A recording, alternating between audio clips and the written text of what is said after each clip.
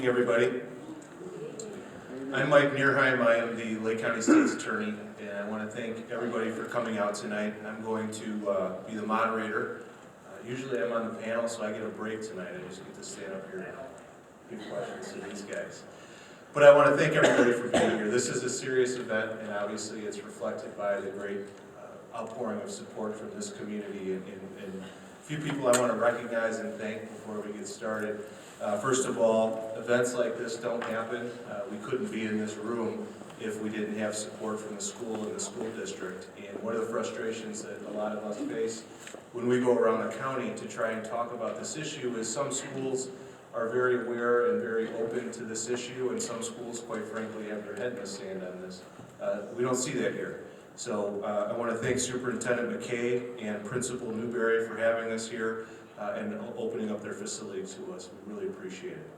I also want to thank, there's several people from the Lake County Board that have been incredibly supportive of our opioid initiative and our efforts in this regard, and many county board members are here tonight. Nick Sauer, Diane Hewitt, Audrey Nixon, Steve Carlson, Carol Keller-Bessa are all here. I also want to recognize Senator Melinda Bush, who is here. She has been a huge advocate for our efforts in Springfield with legislation. And on the federal level, Congressman Bob Dole has a representative here, and I know I've spoken to Congressman Dole many times on this issue, and he is very on top of this and a very willing partner in our fight. And I see Coroner Dr. Rudd is here as well, and he's been a big help with us in many areas. And I think the fact that the coroner's office is a partner shows the type of problem that we have, because this is an epidemic. I don't use the word epidemic lightly, but that's what we're dealing with. I want to tell you a little bit about some of the things that we're doing in response to this epidemic on a county-wide level, and then we're going to get to the panel.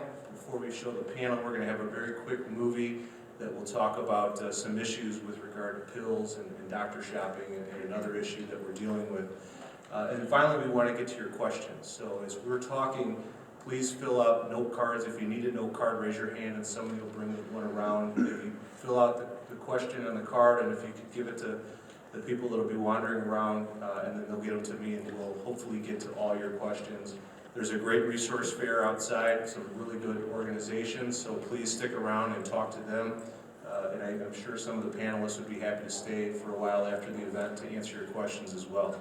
So the Lake County Opioid Initiative was formed shortly after I took office, because I recognized coming into office that this was an issue that I wanted to tackle, because I saw this coming. I saw the heroin problem growing, the deaths growing, and I also saw that this was an issue that doesn't affect one community in Lake County. It doesn't involve one type of person.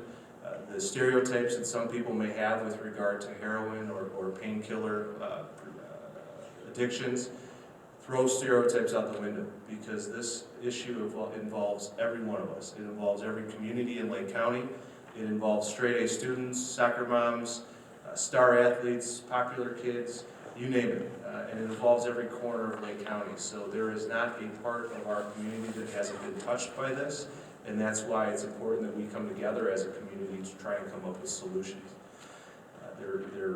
We've had, sadly, overdose deaths all over the county, again, not in one particular community.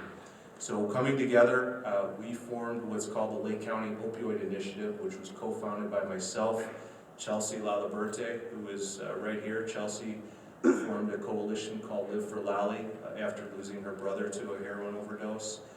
Bruce Johnson from NICASA, and Chief George Filenko from the Lake County Major Crimes Task Force and I came together and co-founded this coalition, which essentially we all recognized that there was an issue with regard to heroin and opioids, and we knew that there were a lot of good people, like everybody up here on this panel, and many of you in the audience that are working on this issue. And we thought that the best, most effective way to handle this and combat this county-wide was to get everybody together at one table. So the Lake County Opioid Initiative is comprised of treatment providers, government leaders, community leaders, faith-based organizations, hospitals, pharmaceutical companies, you name it.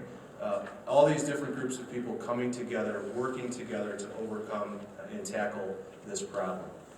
One of the first initiatives that the Opioid Initiative came up with was born out of the first responder subcommittee of that, which is a group of police officers.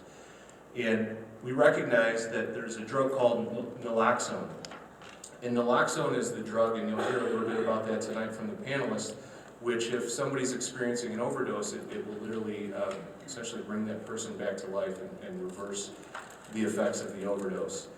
We recognize that the reality of the situation is if somebody has an overdose and 911 is called, that the police are often going to get there first, sometimes several minutes before an ambulance. And that's at no fault of the fire department or the ambulances, it's just because the police are patrolling the street and they're generally going to be a faster response time. And that 3 to 4 to 5 minutes could be life or death for one of your children or grandchildren or loved ones. So we decided we need to get naloxone in the hands of our police officers. And a lot of people said that'll never happen. A lot of people said it's going to be too expensive, there's too much liability, the police aren't going to want to get involved, it's not going to happen. Well, the Opioid Initiative worked with our law enforcement community, and I'm proud to say that our police in Lake County are amazing, and to a person they said we need to do this, we want to do this. They didn't care about the liability, they wanted to work to get this done. They knew it saved lives. We worked with a lot of local corporations to receive donations for naloxone, so we have a program that hasn't cost the taxpayers a penny. And in 2 months, we've saved, not we, law enforcement, has saved 3 lives in Lake County by issuing naloxone.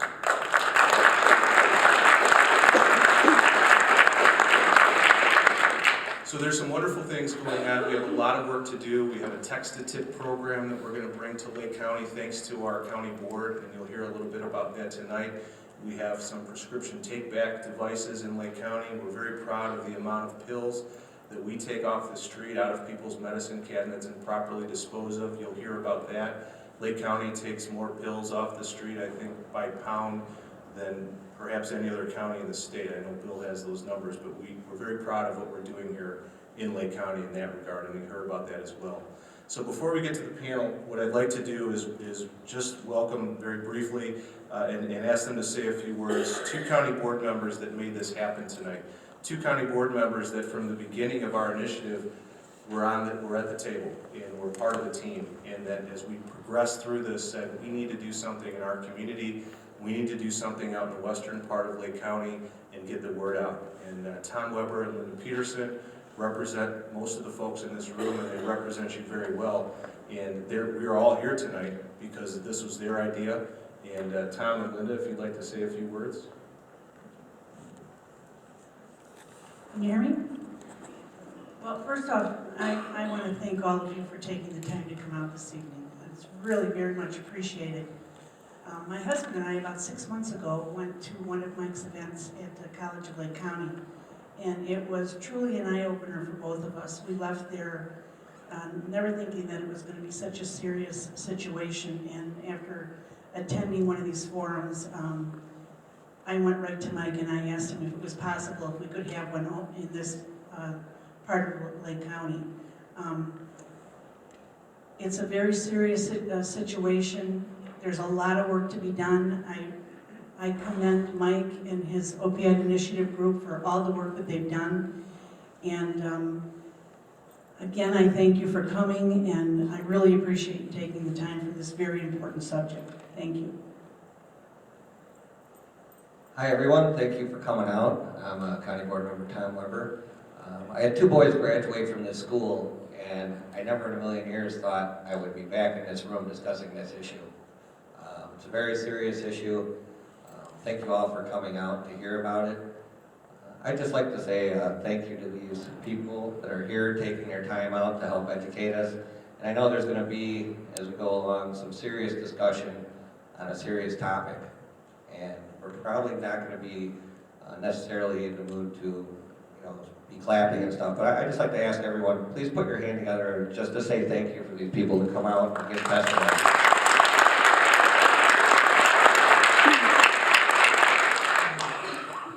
So as you leave, take time, tell these people thank you. They're doing this, out of concern for the residents of Lake County, for the personal experiences with the issue, and this very serious topic. Please take what you're learning here tonight and and tell your friends and family.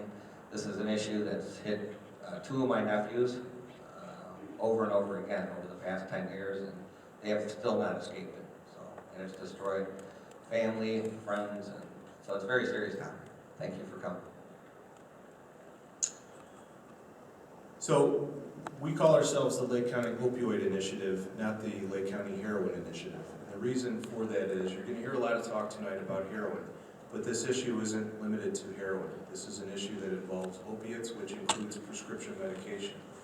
And that is, we're going to play a video here in a minute that talks about a little bit about this issue, and that is very eye-opening. And I get asked a lot, how does my honor roll student, how does my captain of the football team's son, how does that person get involved in heroin? How does that happen? And sadly, a story that we hear over and over and over is a situation where somebody is injured in sports or in life, and they receive a prescription for pain pills, and they develop an addiction to that prescription. That addiction is a very powerful addiction, the opioid addiction. And the black market for these pills is incredibly expensive. In some places it's about $1 a milligram, so you're paying $80 a pill. And people realize that, well, I can pay $80 a pill or I can pay $10 for heroin and feel the same. And sometimes that is how these heroin addictions begin, or how people that you would never suspect would be introduced to heroin. So it's all tied together, and the prescription pain pill addiction is a very powerful one. We also see overdoses to pain pills alone without heroin involved. So it's all tied together, and that's why we focus on opioids in general and not just heroin. So with that, we're going to play about a 3.5-minute video.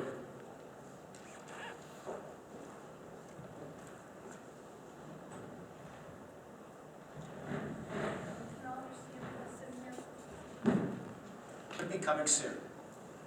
So many beautiful memories. Felicia Naselli says her son Louis was dedicated to his friends and family, not to mention a star athlete. I think that was one of the biggest thrills of his life, running the touchdown in the state championship game. And they won. And they won. But a sports injury changed everything. I believe Louis was overprescribed pain medication, and it started the addiction. Painkillers took over Louis' life. Those led to heroin. He went to rehab and cleaned up, but Louis relapsed and died from an overdose in 2012. I still miss him every single day, every single moment. Naselli's grief shines light on a growing problem.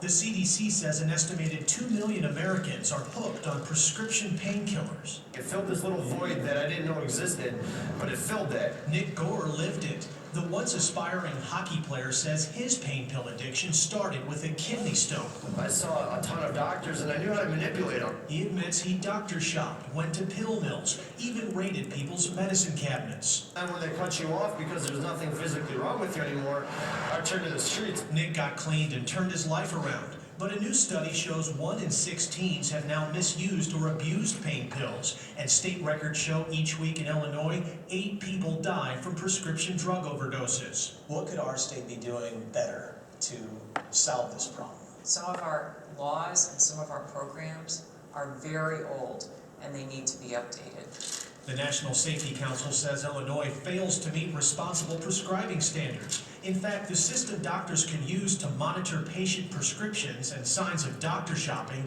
is only voluntary. I think those people who are not judicious about how they prescribe opiates will give everyone a bad name. Dr. William McDade heads the Illinois State Medical Society. He argues Illinois writes the fewest oxycodone prescriptions in the country, but says more needs to be done to educate doctors about the state's prescription monitoring system. The easier it is to use, the more physicians will use it. Clearly we can do better because we know there are people who are taking drugs and diverting them for their own non-therapeutic use. Long time no see, how have you been? Gore says his new high is helping the homeless. That's what keeps me sober, that's what keeps me going. For Maselli, it's educating others about the dangers of addiction, with her son's memory by her side. I know that if Louis survived his addiction and went into recovery, he would be a loud spokesman Records show the state issued 55 prescribing-related punishments to doctors last year and 72 the year before. Meantime, the Illinois State Medical Society has announced plans to work with lawmakers to improve prescribing standards. And safety experts say addressing the painkiller problem could make a substantial impact on the state's heroin epidemic. Chris Coffey, NBC5 event.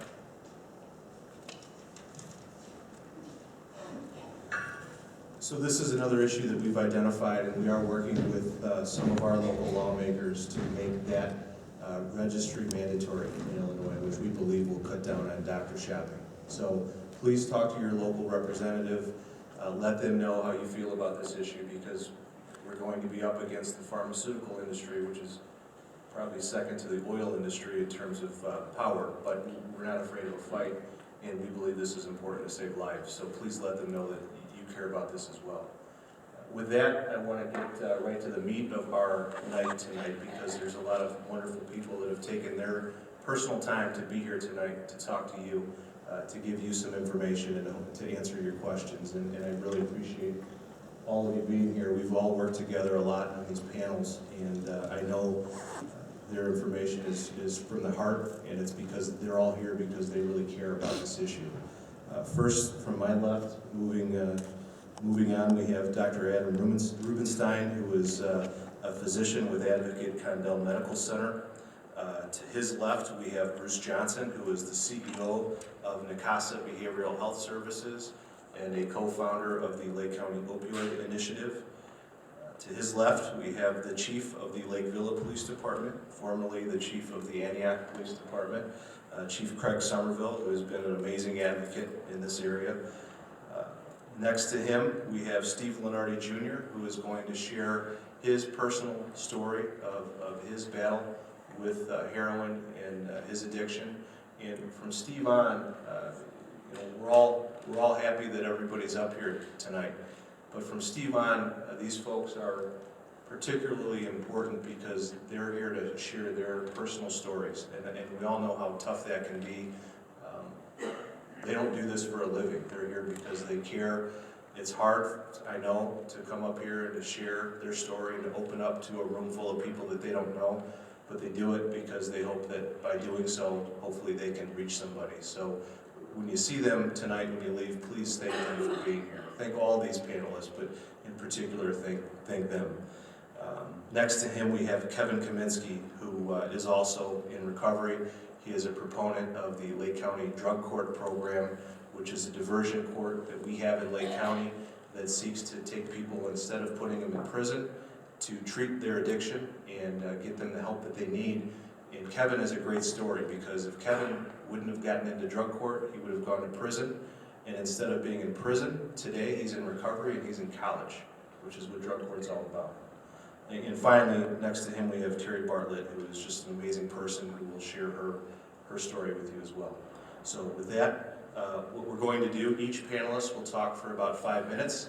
Then we will take questions from the audience. So please write the questions as we're doing this, and then I will get them, and then we will give your questions to the panelists. And then when that's over, every panelist will talk for just a couple of minutes to wrap things up, and we do encourage your questions. So, Doctor?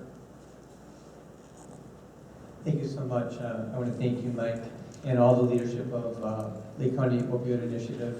You're all doing a remarkable job. What you talked about in terms of naloxone is just a great victory. As a disclosure, I do serve as a consultant to one drug company, but they're a company only committed to treating addiction and not actually creating any pain pills. That's Reckitt Benckiser Pharmaceuticals, now called Indivior. I've also been a consultant in the past, independent contractor to Eli Lilly, which makes medications for behavioral health problems.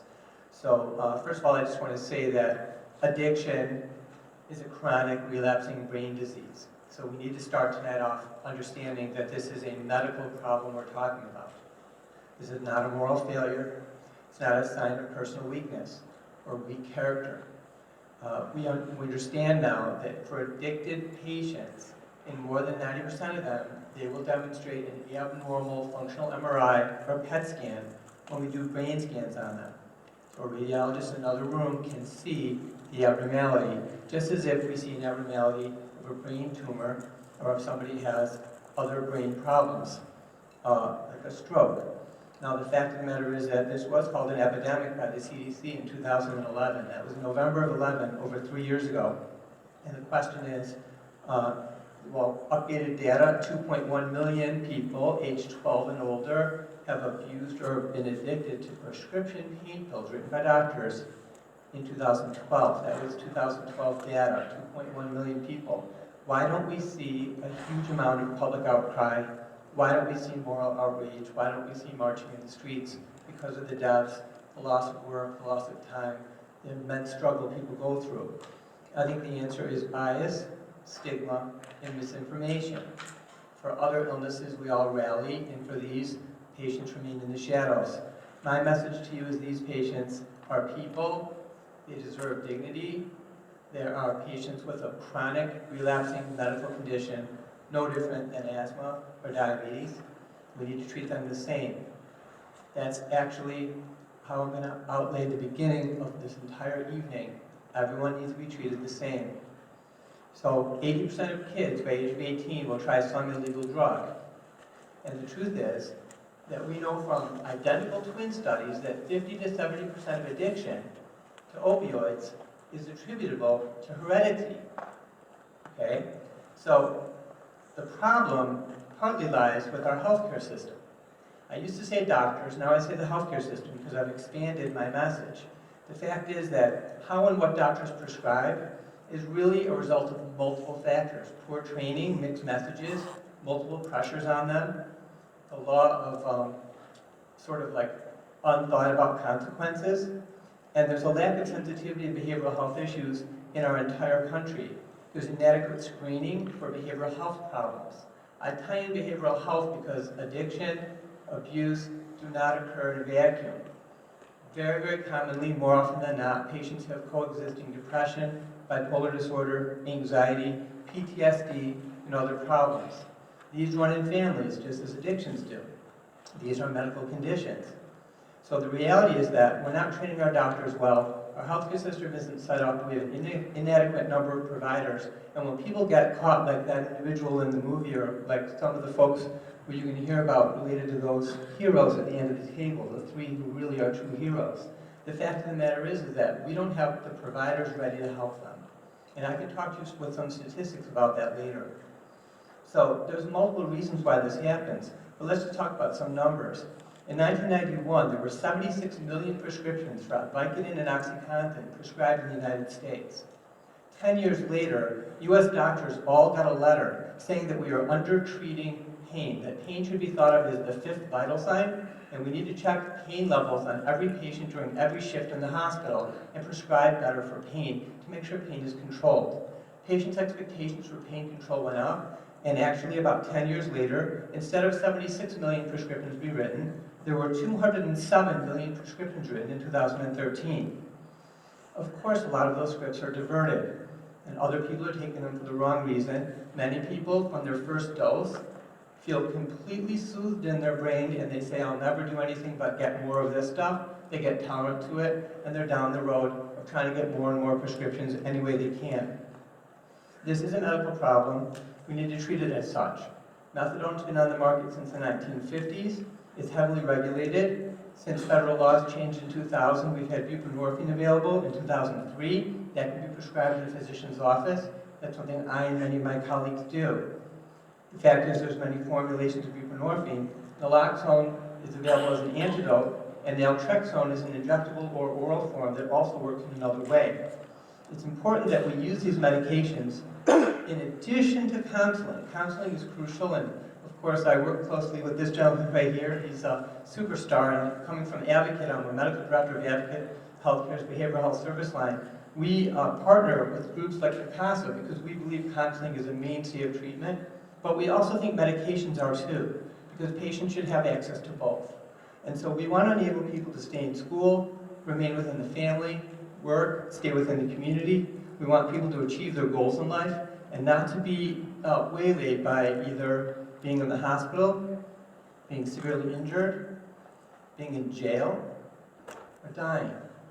None of those make sense to me.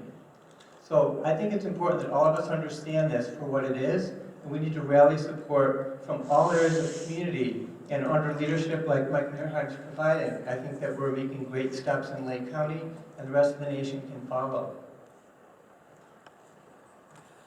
Thank you very much. I did want to just mention, and you're going to hear it over and over, but I also wanted to thank Mike. I don't know if he does sleep. There's not much in this county that he's not involved in, and he has a can-do attitude that really has driven much of what's been accomplished. NICASA is a behavioral health services agency, and we have 8 locations in the county, and we're actually in Round Lake High School as well, doing mental health and substance abuse services in the school. I wanted to just say that there is quite a bit of hope in Lake County, and that hope comes from communities and from all of you that are here tonight.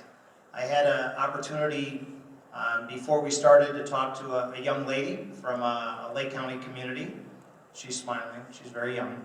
And she said, we have this issue, we have this problem, family member has this problem. What can we do in our communities? And I was going to say that I'm a part of the Lake County Underage Drinking and Drug Prevention Task Force, and there's a number of coalitions and task forces throughout Lake County that actually do have a blueprint, much like what the Lake County Opioid Initiative is following, for real action and an action plan to make changes. So currently, we have mapped in Lake County the resources that are available from substance abuse providers, and we found that there's quite a few gaps within the county. And the western end of the county is somewhat like a desert for mental health services and for some substance abuse services.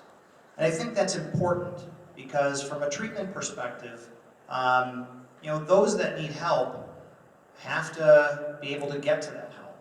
So they have to have access, transportation, and all the things that come with that actually are barriers that stop people from getting help. So what we've done, or tried to do, and the Healthcare Foundation of Northern Lake County funded a study that the Lake County Health Department took forward. And they surveyed about 2,000 providers, both not-for-profit and public-private providers throughout the county. And we're just at the point now where tomorrow we're going to look at, we know what the results are, we know where there are these, what could be deserts. Tomorrow we're going to look at, now what do we do? And one of the gaps that's been identified are adolescent services. This county needs more adolescent services. And we're going to try and figure out, between all those at the table, how to better provide those services. Lots of challenges, nothing solved by just the people here at this table. In all of my time, either in law enforcement or in the behavioral health services profession, solutions come from groups that come together like this, that care deeply about something that's happening in their community, and coordinated response, very thoughtful people actually solve and help to solve these problems, and in this case, save lives. If you get a chance when you leave, Bill Gentes is here, and he's the coordinator of the Lake County Underage Drinking and Drug Prevention Task Force. Bill, wave back there. I chair that task force, and Bill is here, and he has a table outside. We have really tried, as Mike said, to take prescription drugs, unwanted, unused, off of, from our homes and schools in Lake County. Probably more than 10,000 pounds. We think it's closer to 12,000 pounds this last year. And we're expanding places to drop those prescription drugs off, many of which are opioids, many of which are actually why we're here tonight.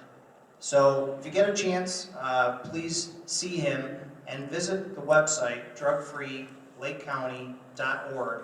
And there's a map of where the prescription drug boxes are located. It's also in your pamphlet, but I know many of you may be from further away than this area. Can't thank you enough for being here. This is how change happens. I'm grateful to be up here as well, and I very much look forward to hearing the remainder of our panelists. Thank you. Well, I want to thank you for inviting me to participate in this vitally important forum. We're all in this together, folks, and it crosses all the borders, economically, educational borders. It doesn't matter what neighborhood you live in. Sometimes we can easily point to certain areas in the county and say, well, no, we need to look right here. We're all in this together. The Chain of Lakes area is a microcosm of the nation. And it's no accident that the Chicagoland area is a major distribution hub for heroin and cocaine. And if you're standing in downtown Chicago, you're a 10-hour drive from 70% of the nation's population. Think about that. And think about the money that that represents to those who are pushing this garbage. So in the last 25 years of law enforcement, I've seen a lot of things come and go. But particularly since about 2005 in this area, saw an increasing, alarming spike in heroin. Heroin made a big comeback. It was crack cocaine in the 90s, and it's heroin now. And the difference with heroin is that the sudden death is always there, anytime that a person picks up heroin, an opiate, any opiate. There's typically in the Chicagoland, in this area, heroin purity runs about 13%, and it spikes up to in the mid-30s.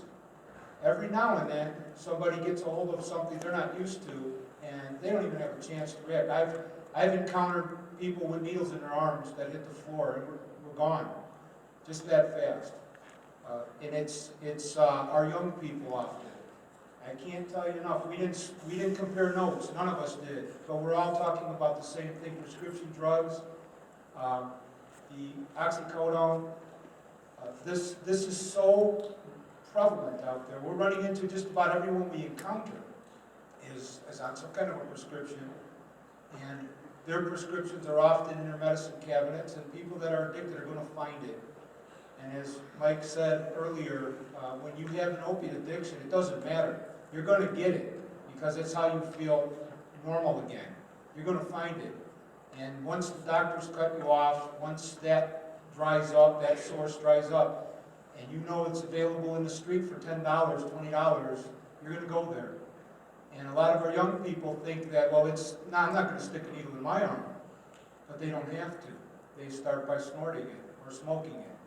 And they think that somehow that's more acceptable. There's less of a taboo on that. But the addiction takes no prisoners. The addiction doesn't care how you get into the system. So we have to take ownership of this problem. We have to stop saying it can't happen here. It does happen here. And I've pledged to all of you throughout the years in my field that when I raised my hand to take that oath was to tell you the truth. And I'm not here, I'm never going to tell you anything less than the truth. We have a great community here. You have a great high school here. But let us never kid ourselves to think that this doesn't land here. It does. And as soon as we accept that, that's when solutions like this begin to come. As long as we're looking the other way and burying our heads, there's no solution there. Much like some of the folks that have battled the addiction. Many times that starts by acknowledging there's a problem. So I would just like to tell you that on a local level, it's important for law enforcement to share resources, to communicate with one another. Lakeville Police Department is very active in our monthly investigative meetings so that we can talk, we can gather intelligence, because I have great compassion for the people that are struggling with an addiction. I have less compassion for those predators out there that are just there to make money and push the drugs. And I'm going to do everything in my power to lock them up, to take away their assets. And again, Mike's been getting a lot of thank yous, and I'm going to give him some accolades now myself, because I know the work he does. The first RICO case that was brought in this county that I could ever think of came under his leadership. And that's Racketeering Influence and Corrupt Organizational Act. That's how you gut That's how you gut a drug cartel. You just take the structure away. You take the leadership away. And that's the state's attorney we have here in this county today. And I'm proud to work with them. As a local chief of police, I'm committed to targeting gang activity, drug dealers, because those two things go hand in hand. And through proactive law enforcement measures, seizing their assets and sending them a message that their activities will not be tolerated, and it's going to cost them dearly. That's what they're in it for, to make money. You know, if we start taking that, we're going to move along.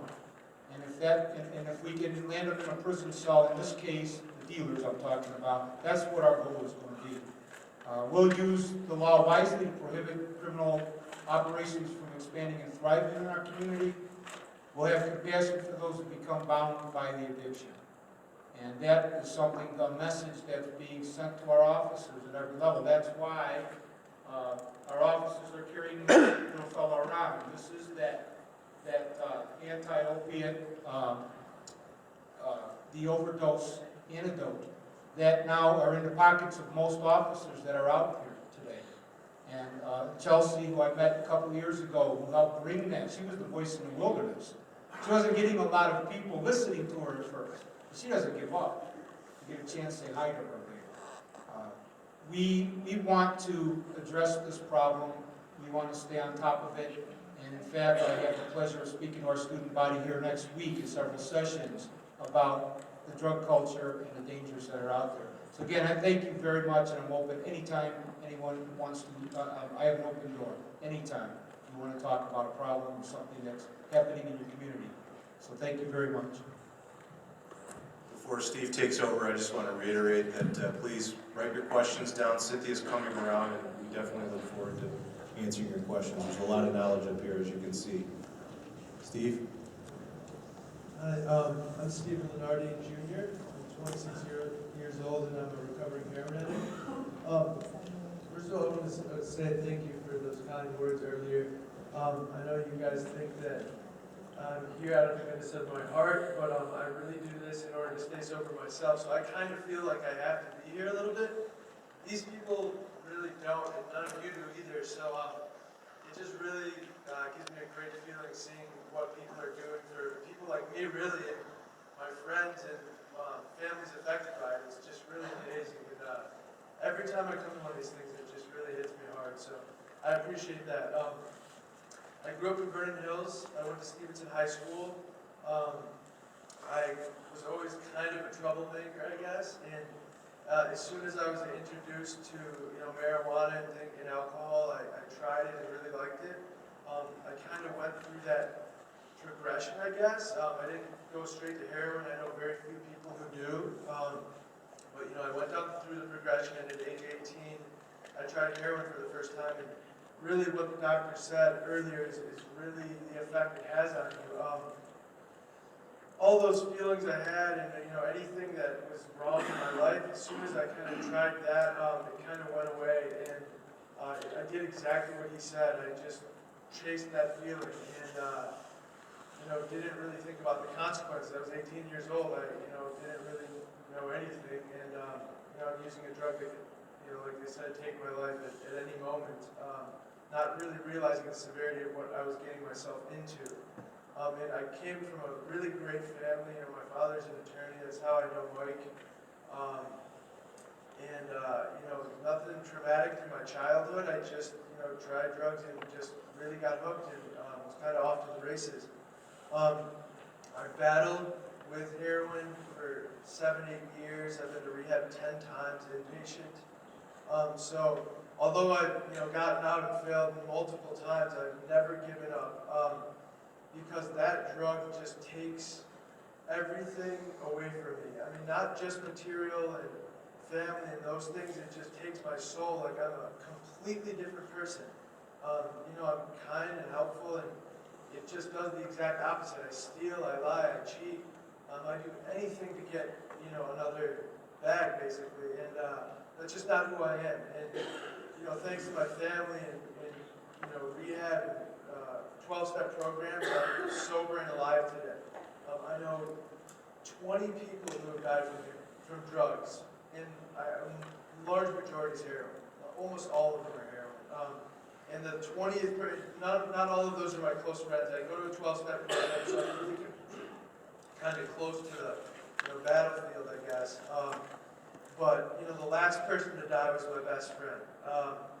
And I went to something with Mike out in Lake Zurich. It was an opioid awareness type thing, and we did this balloon release. If you remember it, wrote the names of all the people we knew and let them go, and it was really a touching experience. That next day is when my best friend died from this. It's never been that close to me, and it just really hit me hard. And about this naloxone in the police cars. I have a friend from a 12-step program I go to who lost his son from heroin. His other son got out of prison, overdosed on heroin, and because that was in a police car, his life was saved. I mean, this man would have lost both of his kids if it weren't for that, and that's just thanks to Mike and Chelsea and groups like this. So that's just really amazing, and I'm just so grateful for that. I'm really here, like I said, to help myself stay sober, but I'm also here to kind of give my perspective. And if anyone in the audience or anybody knows of someone struggling who could use some help or doesn't really know where to go to a meeting or whatever, I'm happy to give my number out. Or if you don't grab my number, feel free to ask Mike, and he'll get in touch with me. But I'm just trying to stay sober and help other people, and this is just definitely a start. I see all the people in the audience, and I think that's really what it's going to take.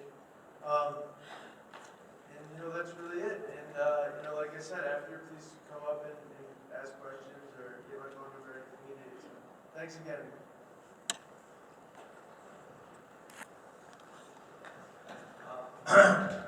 Hello, my name is Kaminski. I'm also a recovering heroin addict. In my life, I grew up normal, reckless, kind of the same way. I certainly never planned on being here. I grew up, I went to private Catholic schools, but I did stupid things. When I was younger, everybody was smoking pot and drinking beer and going to metal shows and doing things like that, so that's what we did, and I experimented with this and that, and I was able to pretty much walk away from all of it until I met heroin. And it just started to, as you said, it just started to take away everything in my life. I've been in rehab, out of rehab, and you name it, and every time I ended up falling on my face and going straight back. I ended up moving out of my house because my wife was just tired of it. She was done with it, and I didn't really want her to, I want her to know everything. She knew I was using, but she didn't know to what extent. So I moved out of my house and started committing just ridiculous crimes, man, in my mid-30s, to buy heroin. I ended up in an accident. I got arrested. I was in an accident. I ended up with a traumatic brain injury. I was in a coma for, I think, 15 or 17 days. And my doctors all told me how lucky I was that I came out of this, and I went through all the heroin withdrawal while I was in a coma. So you would think that that would be enough to say, all right, well, that's good, I'm not doing that anymore. And for me, it wasn't. So I just went right back out and started doing it again. And got arrested, like I said, just committing absolutely ridiculous crimes just to pay for dope.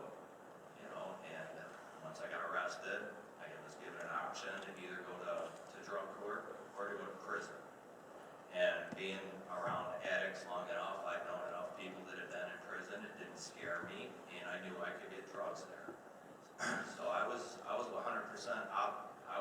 Let's go to prison, forget drug court, I don't want to do it. And at that point, my family really kind of got all together and said, no, either you're gonna do the drug court and get your life clean, or we don't want anything to do with you anymore. So reluctantly, I went into the drug court program through Lake County, and man, I screwed that up all the time too. I gave them every reason to kick me out of that program for relapsing, for missing curfew, for relapsing again. But eventually, I had enough time where I was clean long enough that it stuck and it made sense. And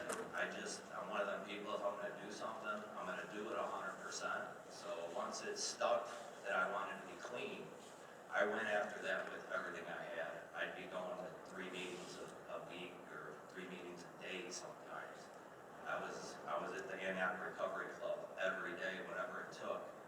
And I just went from there, you know, and the more time I got clean, the more sense it made to keep doing the things that I was doing to stay clean. So I graduated from drug court, I don't know, a year and a half ago, something like that. Since then, I've enrolled at CLC, halfway through my associates to be a certified alcohol and drug counselor. And without sobriety, without drug court, I would have not been here, you know. And there's so many people, you know, like Steve said, I've heard so many people overdosing and dying. It's just sickening, you know. After a while in meetings, I don't even want to hear it anymore because the numbers are just ridiculous. So if there's anything that anybody in this audience thinks that their son, daughter, friend, anybody might be using, do whatever you can to try to get it through to them, to try to get them some help. Because this is just definitely one drug. It does not discriminate, and it will definitely kill you. And I just thank God that I'm back to being me. You know, I'm back with my faith. I usher at St. Bede's. I'm a member of Knights of Columbus. I do a lot of work, outreach work for recovery. I run a meeting over at NICASA, Bruce. You know, I do whatever it takes to make sure that I stay on the track that I'm on. Actually, I think it's a little weird. I'm up here with Chief Somerville. As I said, I was no angel, and I lived in Antioch for a long time. And yeah, I ran into him a lot before he became the chief. And it certainly wasn't at a meeting or nothing like this, but it works out, and I feel like everything happens in life for a reason. So I gotta say, I'm glad that I went down the road that I'm on, because now I'm clean. And when I'm done with school, I'll be able to help people and get them clean. And that's pretty much all it is for me. And that's pretty much all I got. How are you doing?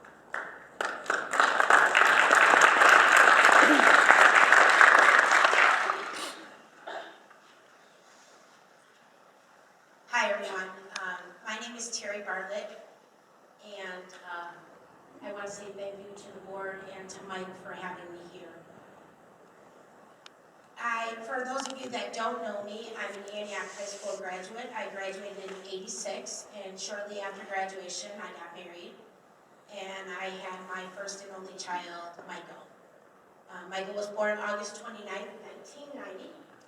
And shortly after Michael was born, at 3 months old, I got divorced and moved back to this area, and we settled in Island Lake.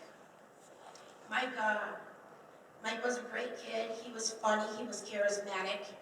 He was gifted with both an English and a math brain, so he excelled in school.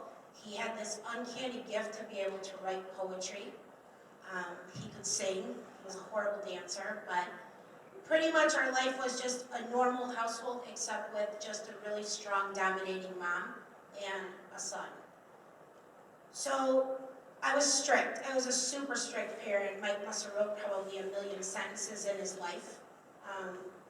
I always bring it up with Mike here because a parent brought this up to me. We did sit down and eat dinner together at the table, and life went on. It was great. When Mike got to high school, things started to change a little bit. And thinking back to my own high school years, this was what I thought was normal. So he was going out with his friends more, obviously less time with his mom, which was fine. But I also noticed that Mike lacked one serious thing in his life, and that was any bit of self-confidence. Mike would not do anything that Mike would not excel at. So any sport that he liked and that he was good at, he would be great at. If he was not great at it, he would not do it. And that went for anything in his life. Starting about Mike's junior year, he started dabbling in the alcohol and marijuana scene. And honestly, I wasn't happy about it, but I wasn't terrified about it. I figured it was just a passing phase in his life, and we would get through that. until Mike was arrested at 17 years old for possession of marijuana and ordered for drug testing. Once Mike started drug testing, that's when he started to figure out the system where he would call in and get his color, and if his color didn't, he knew exactly what drug he could use before his next drug test came up. Cocaine, ecstasy, spice, he was starting to go through it all.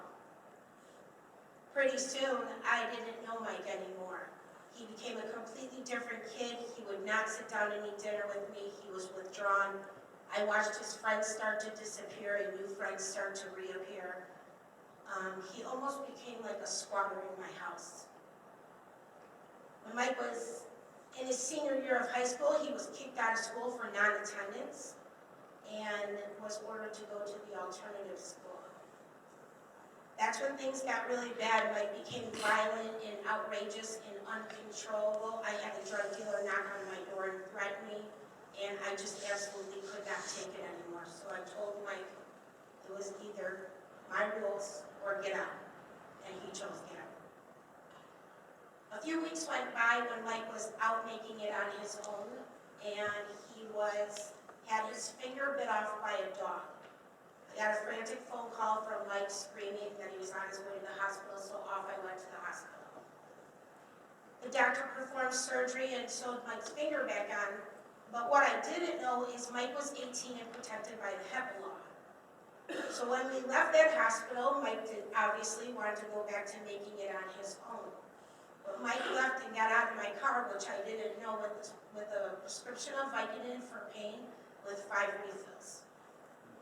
Mike immediately started pharmacy shopping, and in a matter of a couple weeks, those 5 refills were gone.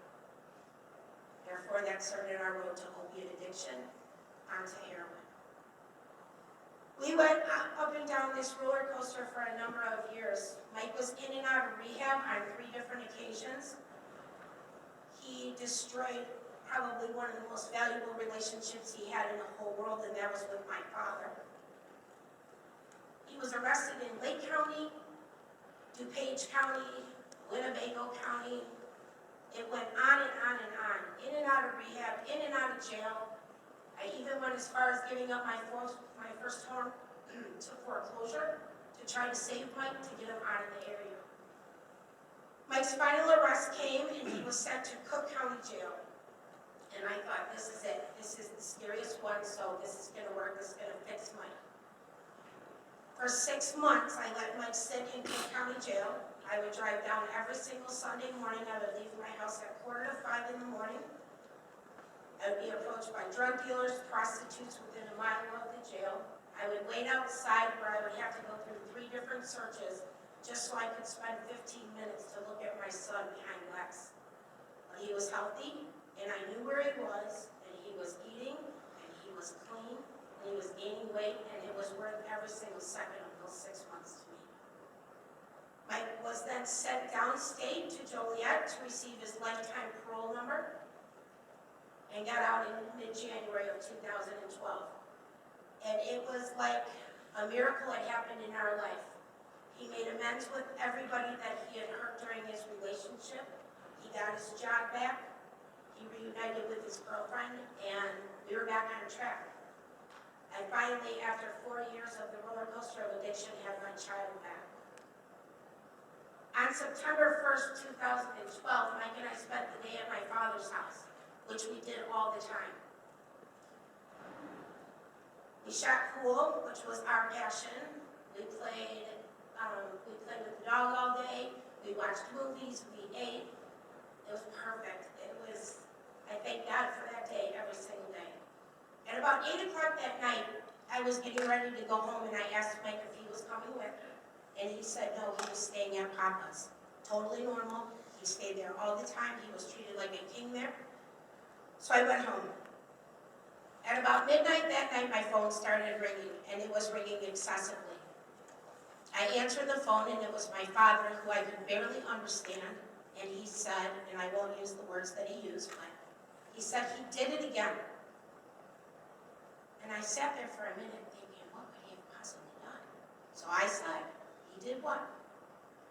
And he said he overdosed. I can't even tell you the rage that went through my body. All the hard work that we had put in was gone in a second. So I thought, all right, we'll get through this again. We've been through this before. Mike has been revived by naloxone 4 different times from 4 overdoses. We got this. So I hung up the phone. I sat there for about 15 minutes thinking about it, and my dad called me back and he said, you know, the police are here, and I said, all right, well, I'm on my way, so off to Waukegan I went. When I got to my dad's house, the house was filled with police officers. There was 8.5 bags of heroin sitting on my dad's kitchen table along with the needle, and my dad was just standing there completely dumbfounded. So I said, well, where's Mike? And he said, oh, I guess they took him over to the hospital, and Joe, which is my stepmom, went with him. So I said, all right, well, I'm gonna go over there now. So I got to the hospital, and I walked in the emergency room, and I couldn't find my stepmom. So I asked the triage nurse where she was, and she said, well, she's in the family waiting room. I thought, well, that's not good. Why is she in there? So I went in there. My poor stepmom was so unconsolable. She was laying on the floor. And she said, Terri, it's really bad. And I said, it's not really bad. We've been through this before. This is not a big deal. We'll get him some help and we'll get through this. So I went down to Mike's room, and I don't know if any of you have ever seen anybody on life support, but it's just exactly what you see on TV. It's loud. There's machines breathing. There's monitors everywhere. There's things on their legs, things on his arms, things in his mouth, things in his nose. So I told Mike it was okay. I wasn't mad anymore. He would wake up, and we're going to get through this. Not a big deal. So I decided I would make a few phone calls to my family and friends. And within a few hours, we must have had 50 people pacing those hallways, waiting for that kid who had excelled at everything in his life to just wake up. Sometime that following afternoon, on September 2nd, I was approached by a doctor. I don't know his name, but I do know his badge-side neurologist. And he took me by the arm and he said, I need to show you these 2 monitors. This one is your brain, and this one is Mike's brain. I did see a difference in the 2 pictures. One was a gray and one was a white pearly. But not being a medical doctor or having any background, I had no idea what that meant. He then placed his hands on my shoulders and said, Miss Bartlett, I'm very sorry, but your son has suffered a massive stroke. Not only is Mike's brain dead, he is brain stem dead, and he will never wake up. So I thought, what if you're wrong? And he said, if I'm wrong, when the machines are disconnected, there will be a stroke. And then he said, what do you want to do? And in that very second, without hesitation, I made that agonizing decision to disconnect life support of my only child. I needed him to have dignity and pride and be respected for the human being that he was, minus the addiction that was destroying his life. I went into Mike's room with my family. I laid in bed with him, and I placed my right hand over his heart. I told him that I loved him, and I was proud of him. I told him I was not mad at him, and truly what an honor it was for me to be his mother. And then the last thing I said to Mike was, I'm going to be okay. And just as I had brought Mike into this world on August 29, 1990, I felt his heartbeat for the very last time. Mike died 4 days after his 22nd birthday.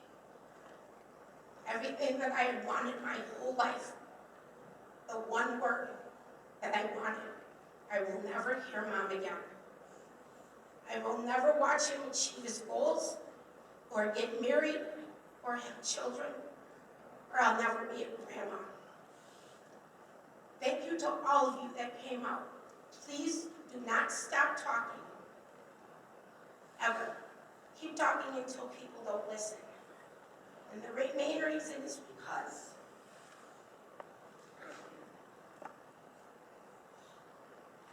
this is all I have left to talk.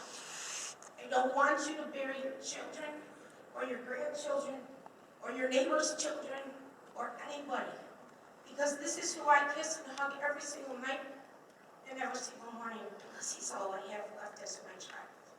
Thank you.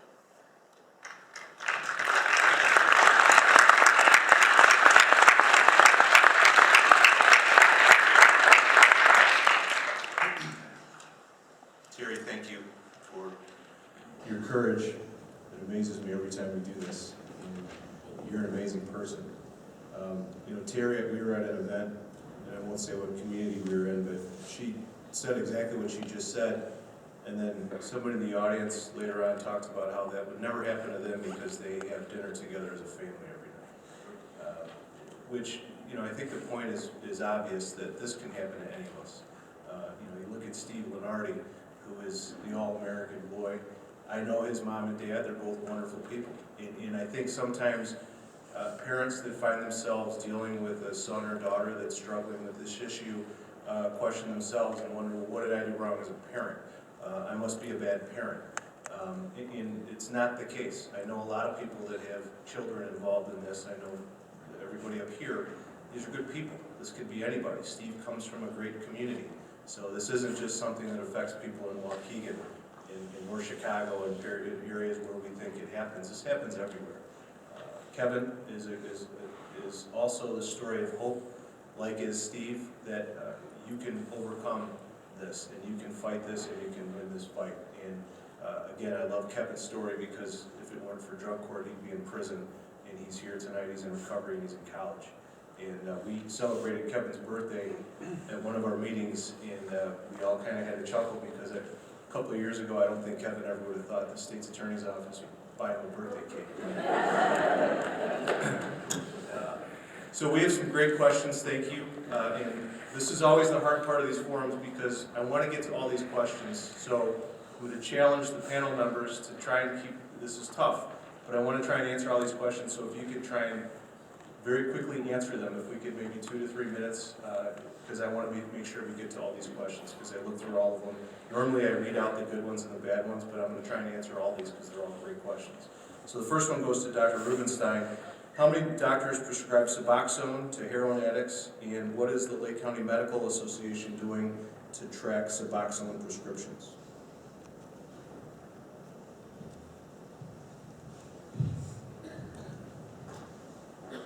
According to the DEA, there are 875,000 people in this country who are qualified to get certified to prescribe Suboxone and related drugs. There are actually only about 25,000 who have that certification. Certification takes an 8-hour course that you can do online at your own pace. You can stop and restart it. Only 25,000 are certified. Of those, only 8,000 have ever prescribed. Okay, 8,000. And that's who've prescribed in the last 2 years. So there's a shortage of people prescribing. Lake County Medical Society fully endorses doctors to get certified. I've worked hard to talk to docs about doing it. The problem is that doctors are overburdened. There's many, many things that they're required to do now for what we call meaningful use for the federal government, for quality measures for their own hospital associations, and they feel busy. So we need to figure out ways to restructure things so that more doctors will get certified. Also, there's legislation being forwarded by some of our local legislators even that can increase the number of patients doctors can prescribe for, because right now they're limited to 30 patients in the first year and 100 patients after that if they do well. And our hope is that we can increase that number so those who are doing it well can take on more patients. You know, I should have started the question with this because I don't want to assume everybody here knows what naloxone or what Suboxone is. So maybe you could tell some of the folks that might not know what Suboxone is. All right, so I'll give a real quick explanation. I'm sure a lot of you have heard about methadone. Methadone is something people have heard about. It's given out in government-run clinics, really government-supported clinics where patients go there regularly to get the medication and they're screened, they're given therapy, counseling, and medication to take on site usually.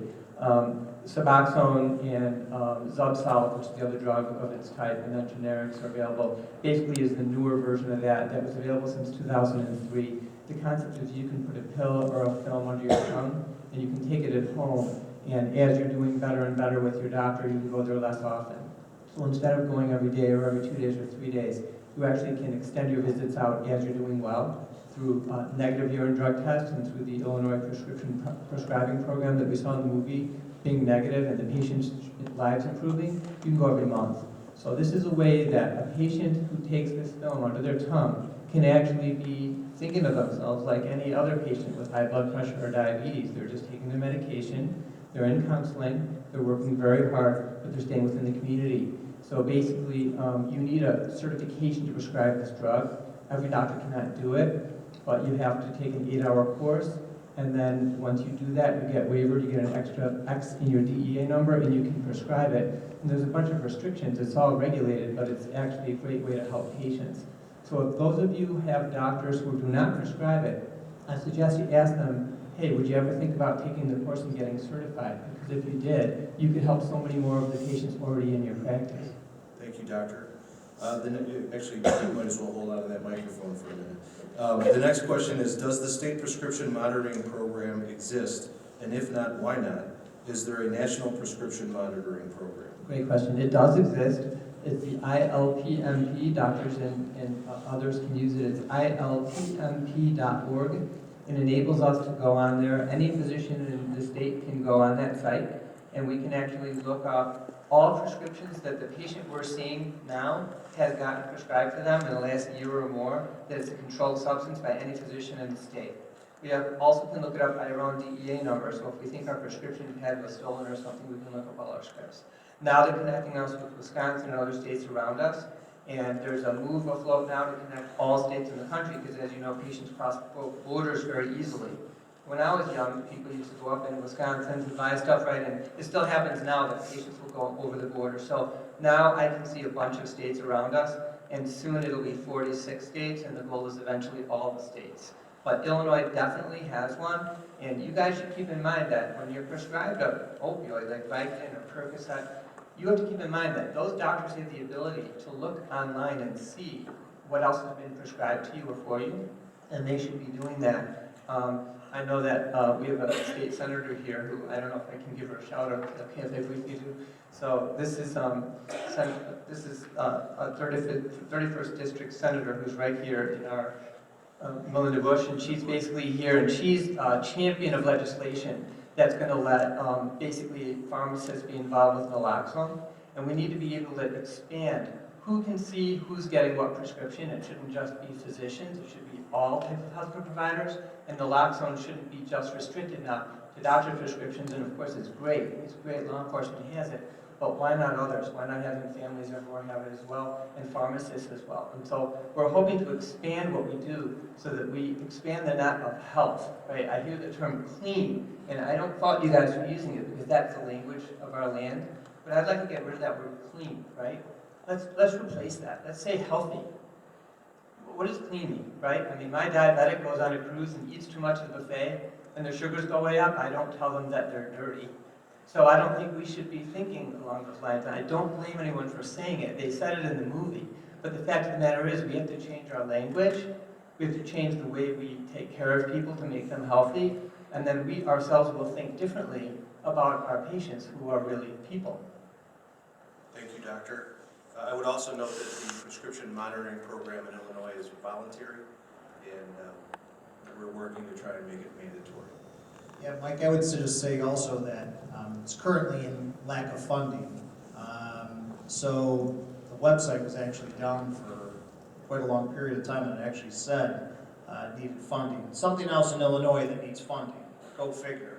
But you know, Lake County, our legislators have actually enacted much of the legislation that's affected the state, and we're looking for, obviously, continued leadership in this regard. And whether it's the social host ordinance that became a law in Illinois and many others, it's our Lake County legislators that make that happen. So unfortunately, it will take some coordination and funding, but hopefully that's going to come down the pike. This next question, I think I can probably address. It says, Lake County tip hotline, have left messages, have talked to them. Basically, I was told I had to talk to the state's attorney. Why? I don't know why. I don't know whoever it is when you call, but I'm here, so if you want to talk to me. I can understand why you might not want to talk to me. So any of these folks, I'm sure, would be happy to talk to you tonight after the fact, and of course I'm here as well. I would also note that we have Crime Stoppers in Lake County, which is anonymous, and the program that I'm really excited about is called Text a Tip, thanks to our county board. And it's modeled after a program that was started by an organization called LEAD out of Lake Forest, and they have a very successful program which allows youth to text, and it doesn't have to be youth, to text basically calls for help. And it is staffed by healthcare professionals that can get them the help that they need. Somebody may need treatment, somebody may have a boyfriend or a girlfriend that they're concerned about, somebody may have mental health issues. This allows people in a very easy, safe way to reach out and ask for help. So we're going to take that program that's been successful in Lake Forest and Lake Bluff, and thanks to our county board, bring it to the entire county. The next part of this person's question says, naloxone, what happens after it's administered? What happens to the individual? Are they forced into rehab? Bruce, do you want to take a shot at that one? I'll take the first part and just say physically what happens. So when someone overdoses, they're essentially on the verge of death very quickly. You'll see them turn blue, they'll stop breathing, and there's not very much time. That's why these officers are lifesavers, because when they get there first, they administer naloxone, and it's very, very fast. The person wakes up, they just shoot up from literally the jaws of death. They shoot up, they're wide awake, and they're pissed off, okay? Because they're suddenly in withdrawal, they're not feeling good at all, they're angry, and that can last for a while, and then unfortunately the naloxone can wear off, and whatever it was they were using as an opioid can be longer, so sometimes they can go into withdrawal the second time. So we need to get those people transported so they get the medical care they need at the local hospital and make sure that they can have ongoing treatment. But basically, the physical effects of naloxone is to immediately save the person, and they are truly saved by that one dose. We're done, and now we can actually administer treatment.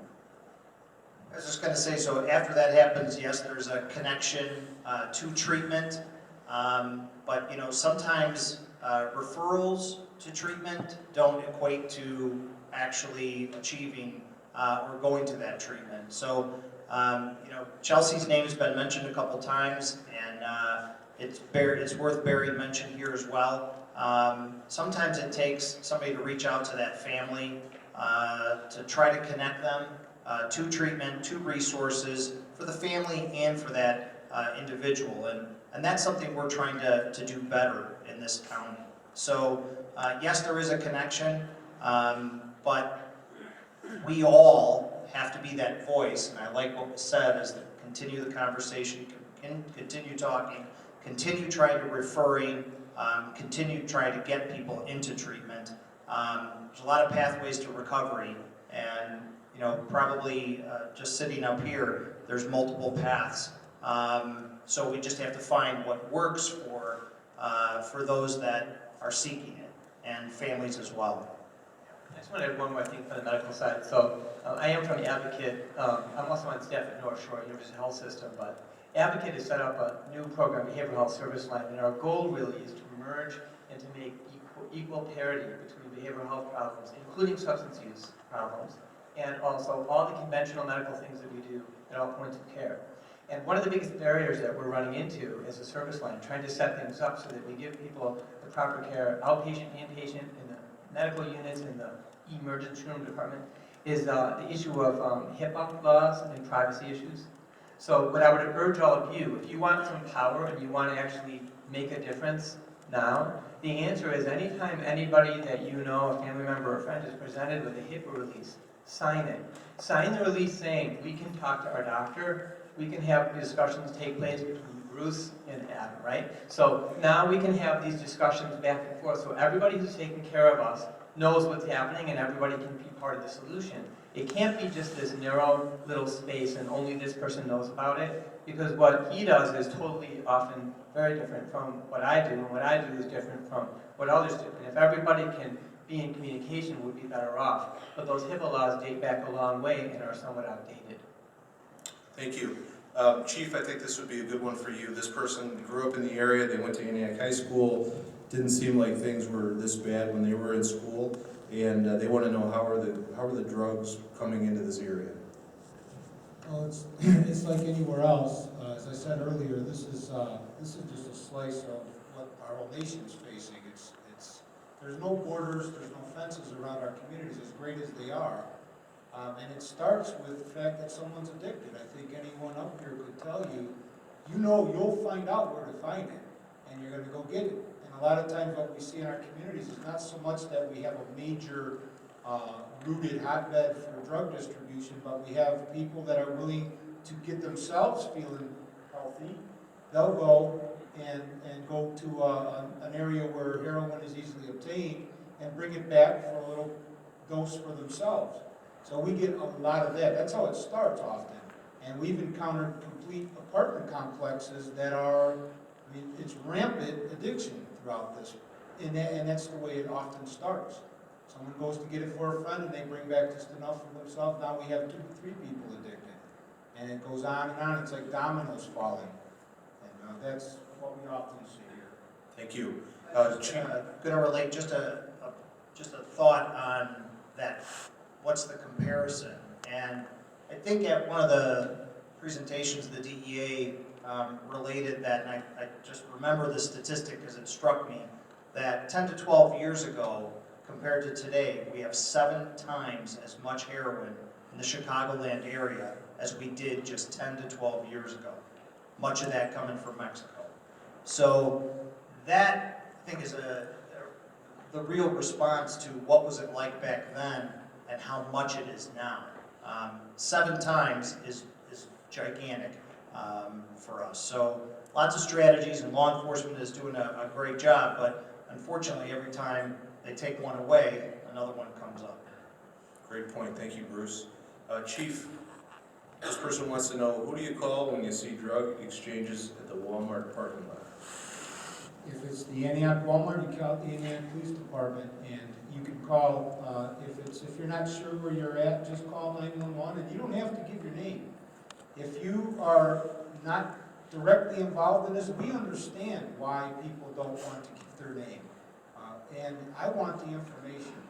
So if you can determine where you're at, but if you want to call the jurisdiction where this is occurring. And if you don't give your name, if you're not a victim in any way, you're not looking for any form of justice yourself, you just want to give the information, the dispatcher will often ask you for your name, and you can tell them you don't want to give your name, but give as much detailed information as you can. License plate numbers, descriptions, anything you can, what you saw, where you saw it, and when you saw it. That would be very helpful. And we've made some very solid cases off of that very kind of information. This next question is... I'm just like, you gotta stop doing that. Right? I really have no original thought. It's just a secondary thought that comes from that.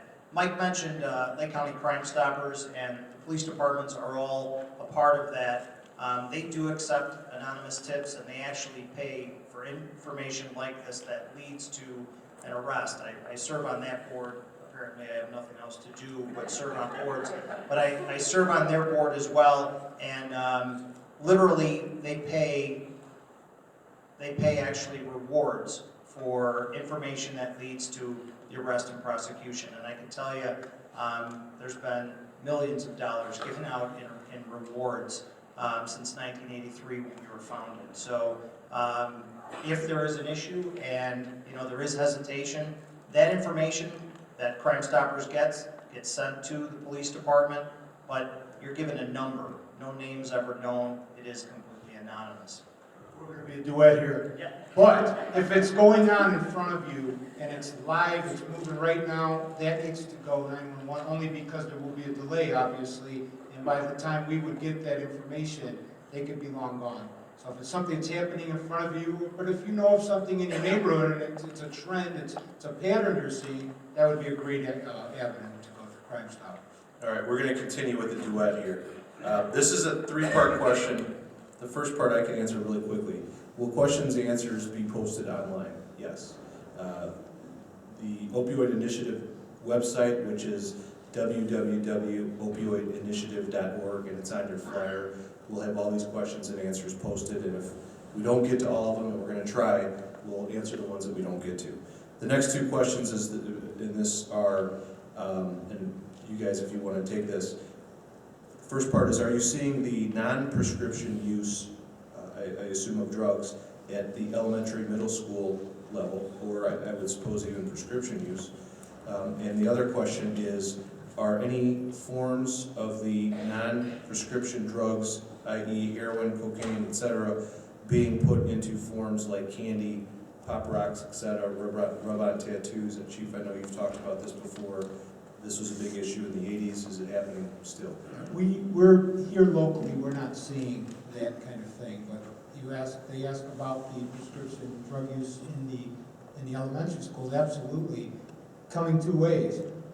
A large percentage of our kids are prescribed drugs for various reasons, and there's also a portion of our kids that oftentimes have older brothers and sisters, and they have access to these things. And our kids are getting a hold of our drugs from our medicine cabinets, from grandma's medicine cabinet.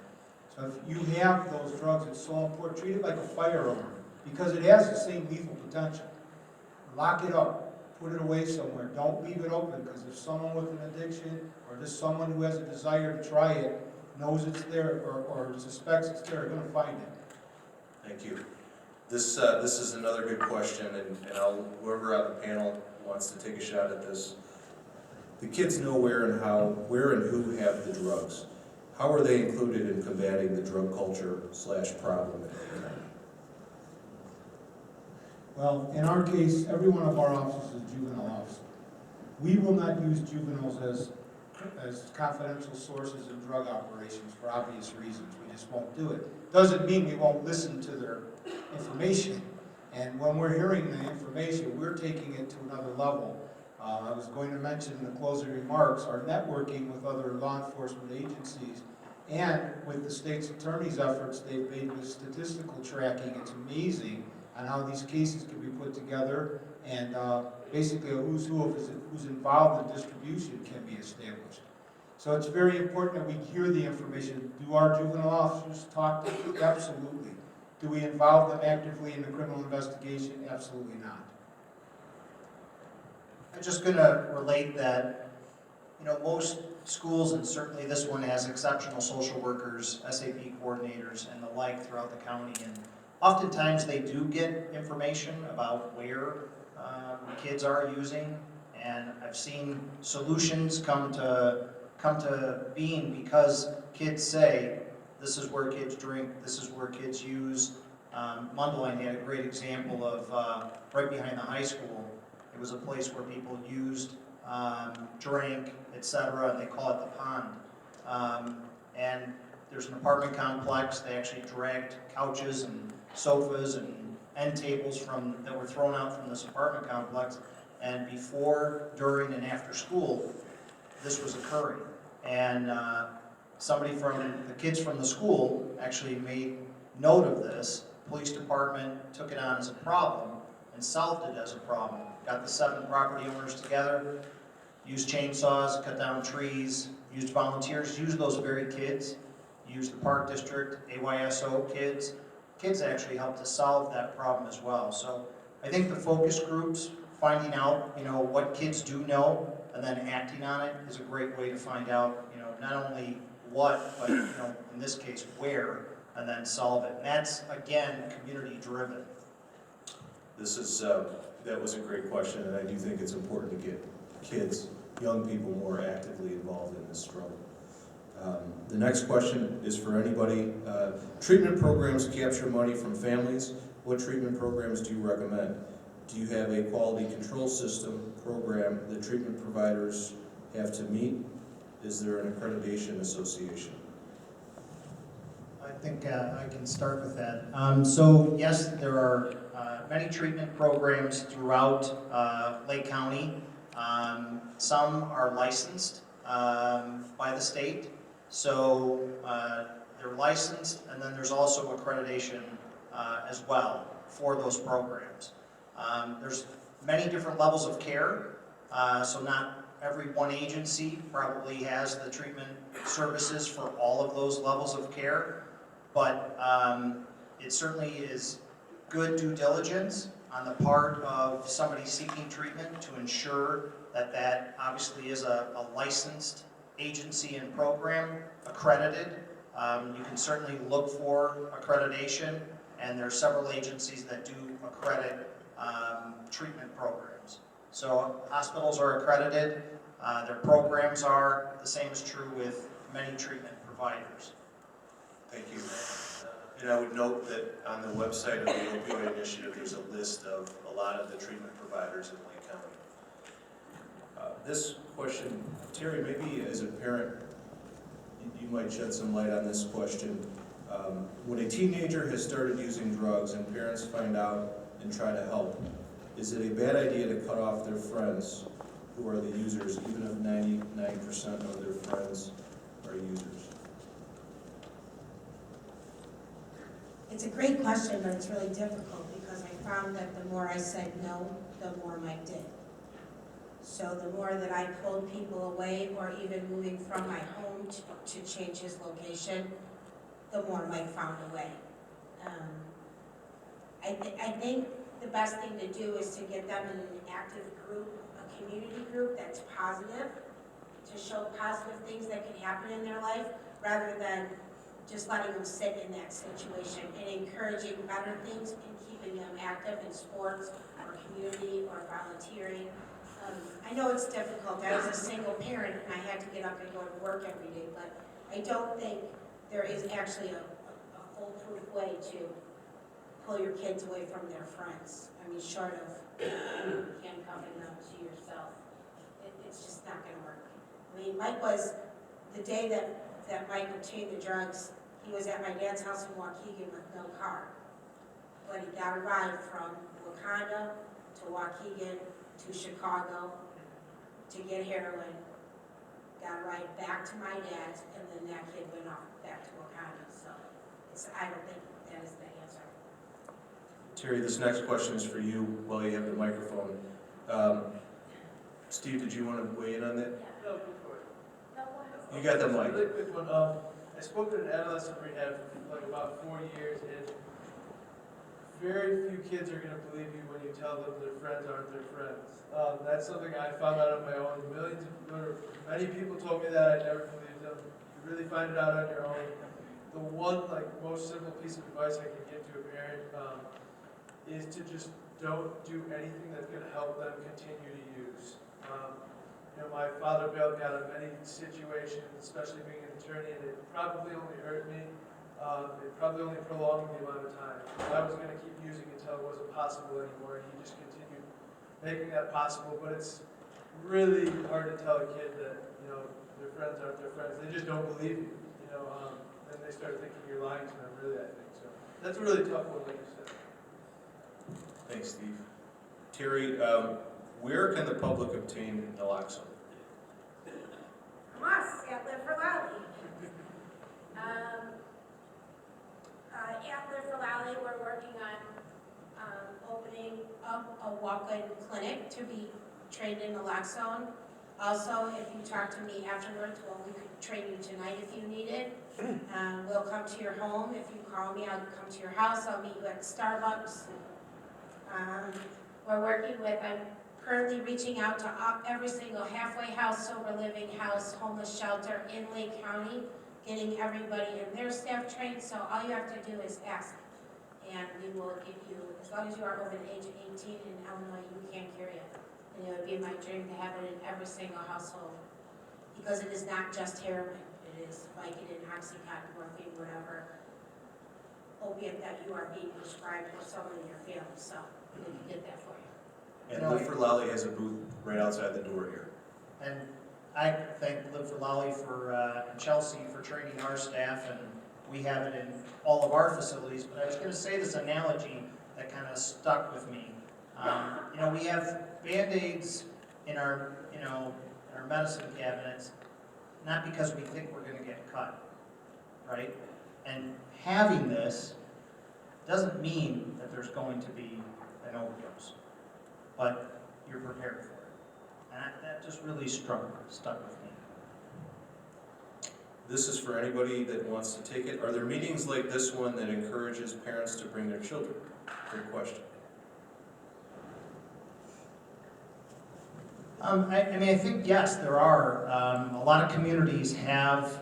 I was talking to somebody, as I mentioned before this meeting. There are a lot of community coalitions and what I call, groups that maybe they call it a task force, maybe they call it just one champion in the community that is that voice over and over. But certainly there are, the components of both the parents and the children. And we've had different forums before where kids were invited. So you'd have the students there as well. There's a lot going on in our schools. The social workers and SAP coordinators do a lot of great work, so they reach those kids. Maybe not all the parents, maybe not all the kids that you wish, but there's a lot of good work going on in the schools, so the information is passed on. And I know Chelsea's been working very hard at trying to develop educational programs that are evidence-based that can be brought into schools. We do programming in Round Lake and Waukegan schools, and that includes both parents and students. Thank you, Bruce. This next question, Dr. Rubinstein, has to do with some issues that we've talked about already, but talks about doctor shopping. It talks about the HIPAA issue, which has come up recently. This person, why do we allow the HIPAA laws to stand in the way? Several times I tried to speak with the doctors regarding her daughter, not needing paid medication, explained that she was doctor shopping, and I was shut down immediately by the doctor due to that law. Why is there not a national database for these doctors to use by checking with fingerprints when the subject is shopping? If there were, it would be a flag for doctors armed with what they are doing. I know you've talked about HIPAA and doctor shopping, but Yeah, so I'll keep this brief. First of all, I'm not an attorney, I'm not a legislator, so I don't know all the reasons why. I can just say that dating back to time immemorial, we've always thought of mental health and behavioral health things as totally different from everything else. So our HIPAA laws are twice as guarded. We have multiple double walls. We call it breaking glass when we need to actually have a regular doctor like me actually be able to see what a psychiatrist is writing in their notes. And that doesn't make sense, right? When the cardiologist sees my patient, I always get the letter back. When the psychiatrist sees them, we keep that separate because someone a long time ago thought that you should be able to tell your psychiatrist or psychologist or counselor anything without anyone else being able to know about it, and there was something therapeutic about it. But these days, that doesn't really hold up because the blurred boundary now is getting way more blurred between what is really mental and what is physical. That's a whole other panel discussion. But for now, I'll just say that we're working hard to break down those boundaries. The state of Illinois has already passed laws to loosen the grip of what HIPAA is doing. But the thing is that hospital attorneys and others are always concerned about personal rights and lawsuits, etc., and so they're very careful in how they interpret them. So patients can unlock it by just signing those forms. And in those cases when the doctor won't give you the information, the best thing to try to do is have those discussions at home with the family all along as your kids are growing up. We're always going to sign releases so we can all know about everybody. That's how we take care of each other. Because we want to make sure that we're all there for each other all the time and nobody's going to have secrets. That's how we help each other. And then when that moment comes, we hope someone signs, or hopefully we will get those laws changed, and we're working very hard to do that. I can also add that there's a push nationally to change the HIPAA laws. There's a great organization out of Highland Park, the Jordan Filler Foundation. Check out their website. That's a big push of that organization. Again, it's the Jordan Filler Foundation. They lost their son to an overdose, and one of the issues that came up was when their son was released from treatment, the treatment provider never notified the family because they didn't think they could, and then their son overdosed. And that is, we all know, that is when somebody is most susceptible to dying of an overdose, is when they just get out of treatment or jail. And with the new legislation that's being proposed right now, Melinda Bush is involved and others, she's co-sponsoring. Basically, what we're asking in some of that legislation is that if you don't have to be a doctor to look this up. You can be a healthcare provider in an emergency department. You can be anybody who's a licensed healthcare provider in the state to look up and see what controlled substances were prescribed. So the physicians are often busy and not doing it. You know, in my office, I happen to now be board certified in addiction medicine. I routinize this so that everyone coming through the door, we're checking it.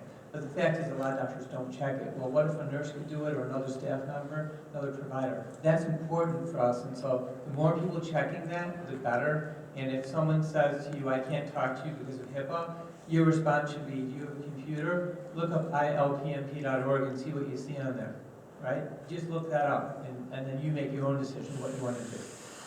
Thank you. Finally, the last question, Chief, I think this is a good one for you. Why are we catering to the drug cartels? I think they want to know what we're doing about the drug cartels. Well, as I mentioned earlier, we're very fortunate here in Lake County with the aggressive approach of our State's Attorney's Office and the networking of resources.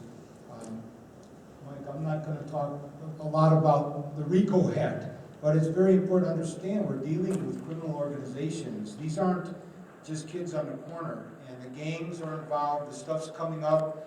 Bruce mentioned the Mexican cartels.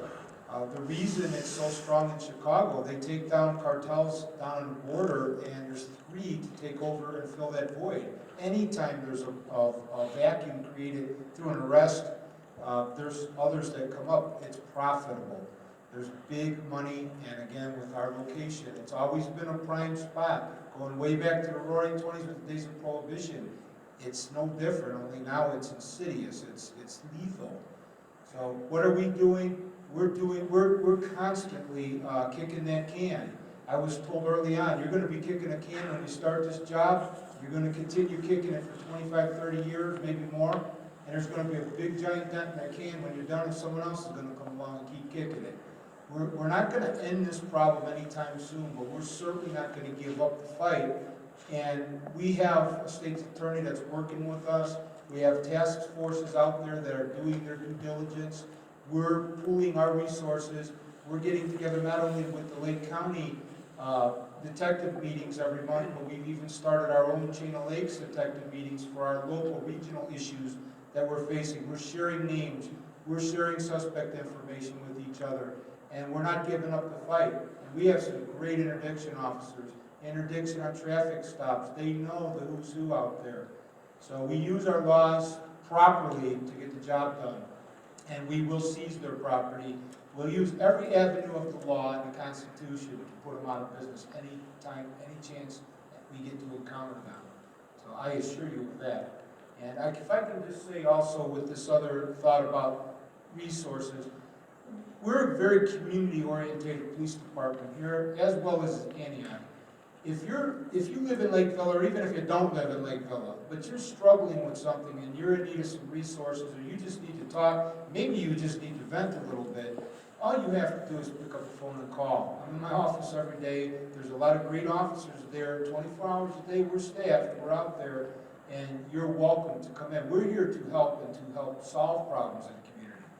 It's not, it's not just a motto of ours. Let's have a sign that says community policing. No, it's a reality here.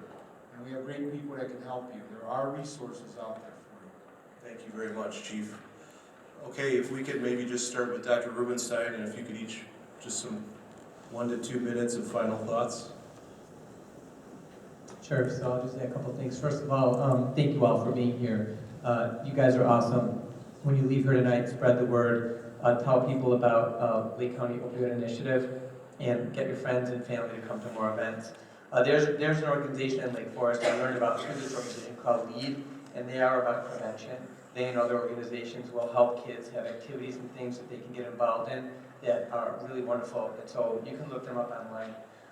The other thing I was going to say is that I really make separations in my mind when I'm thinking about this problem. It's very easy to blur boundaries because we have a police officer and a state's attorney, and we have people here who've been to jail. And it all gets very confusing. And you go to the doctor and they give you a prescription and you're supposed to fill it, and you're supposed to be a compliant patient and do what they say.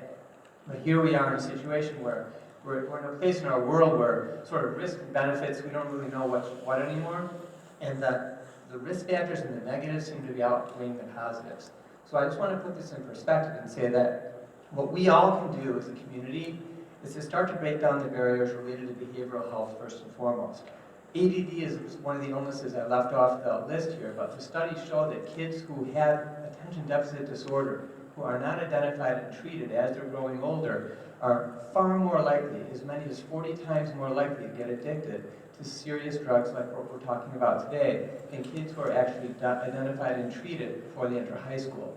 So when parents start saying, oh, I don't know if I should treat my child, what it'll do to their brain, I say, you know what will it do to them if you don't treat them, okay? Then the next issue is, other than the behavioral health issues, that we should just talk about it in a matter-of-fact way. We should realize that people who get arrested, like those that are on our panel, or Mike, who unfortunately was lost, the fact of the matter is that when they're down that road and then they end up in jail, I don't see them anywhere close to the people who are out there greedy in Mexico and other places, or running pill mills and just selling these pills for a 5-minute visit for $100, or I don't even know what they charge. But the fact is that there's totally a difference in my mind between that. So we have 5% of the world's population here in the United States, and we have 25% of the world's prisoners. And I would venture to say that many of those prisoners are either people with undiagnosed and untreated behavioral health problems or substance use problems. So we have a big problem as a society.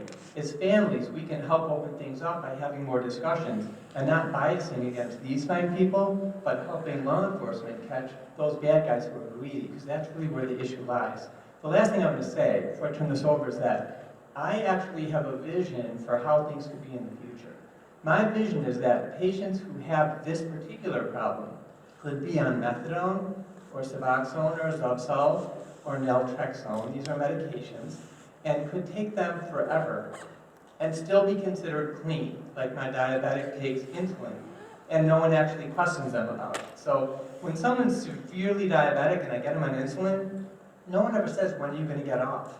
But when people take methadone, people take Suboxone, the question is, when can they get off? When are they going to be done? When are they going to be clean? And even our drug courts used to actually, across the country, have variability. Many of them would say, you're not actually complying with what we require unless you're off that drug. But the fact is that the federal government is now laying down rules and saying, you know what, you have to allow them to stay on it because the science says that lives are saved, people are less likely to relapse, and there's nothing wrong with chronic maintenance treatment, even if it's with a long-acting opioid, because we're not actually addicting the person with these drugs.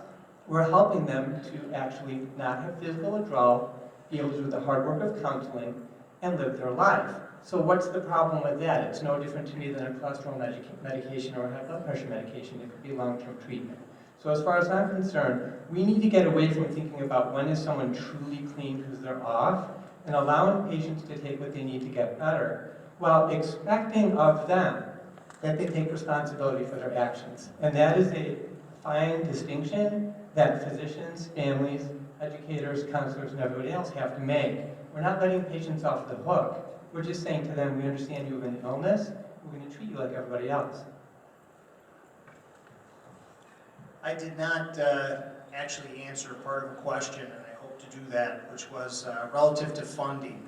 You know how you always forget, like, oh yeah, I didn't get that part. And so many treatment providers do take all forms of insurance.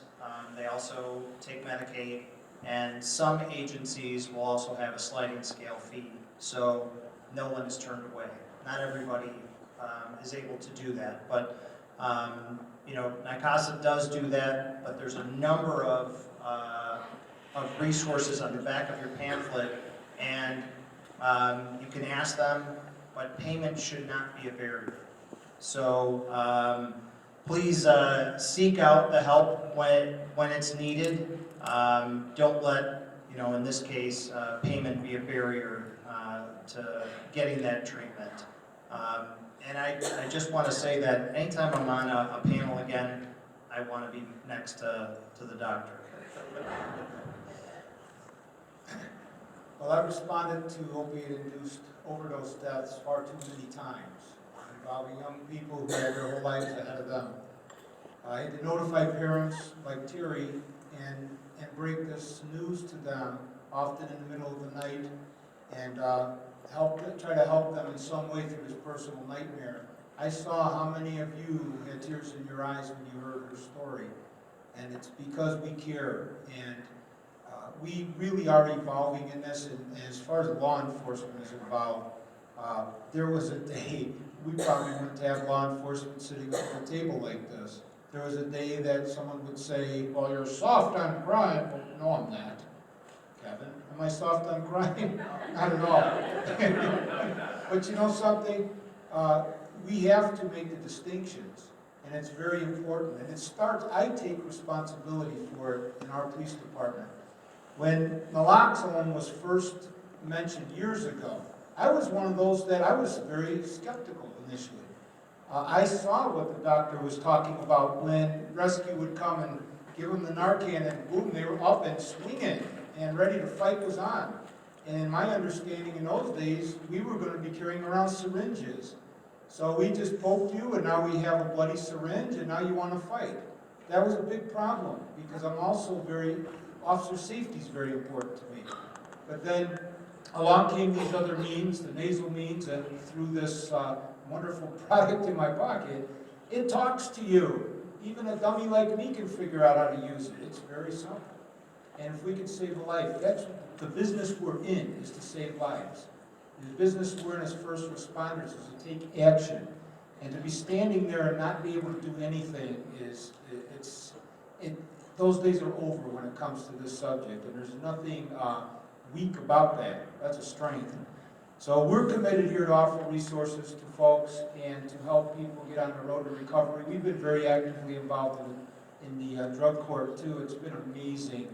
And we're going to continue on that path, and it starts with me, and I take that responsibility.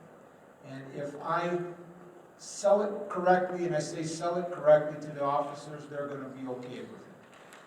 And they really do, a lot of times they'll feed off the leaders in their department, and look to them and see how they're responding to it, and we embrace this. We embrace this whole project here.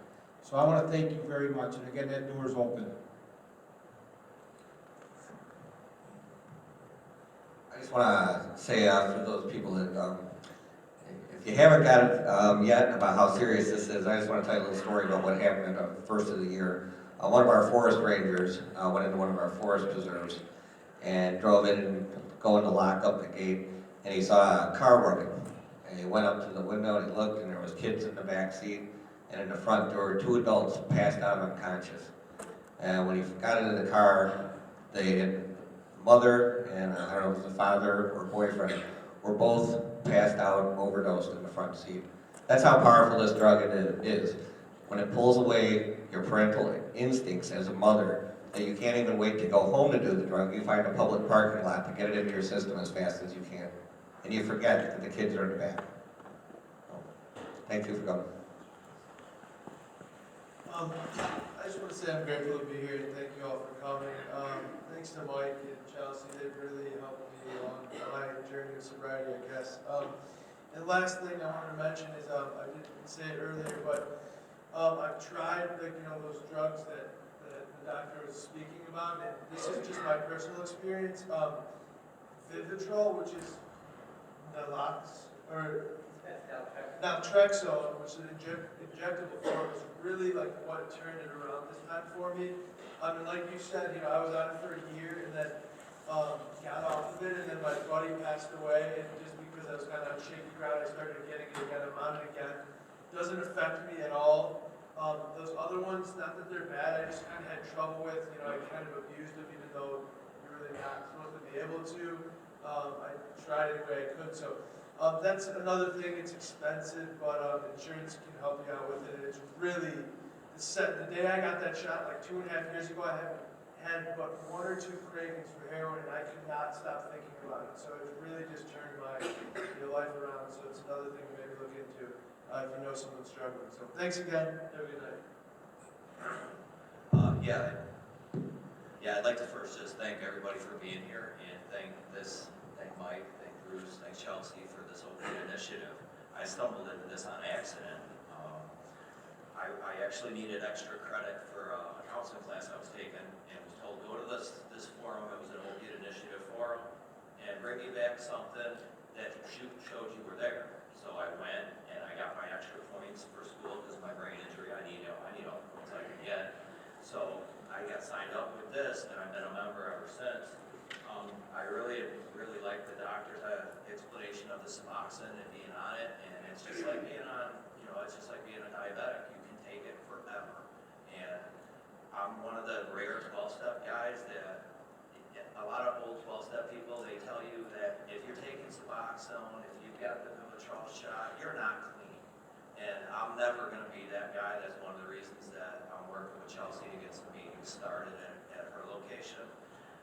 And as far as like finances and services go, Mr. Bruce, he was willing to turn me up just free assessments for people at NICASA. So if somebody that I'm sponsoring or somebody that I meet in a 12-step program, if they need an assessment and they need treatment, I can hand them this certificate and they can go to NICASA and get a free assessment.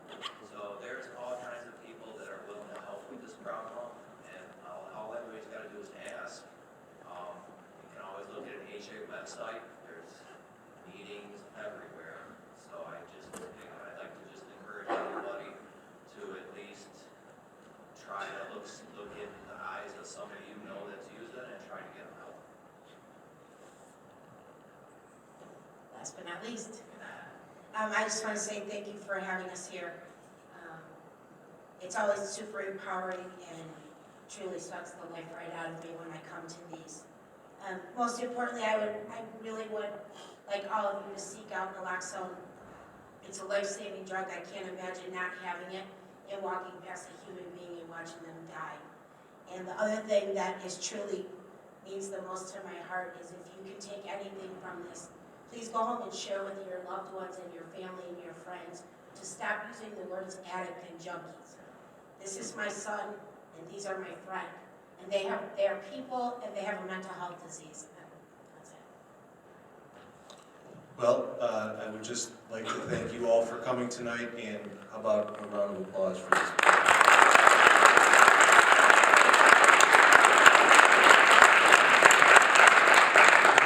The resource tables are still here. There's great information. Thank you. Have a safe trip home, and check out all the websites.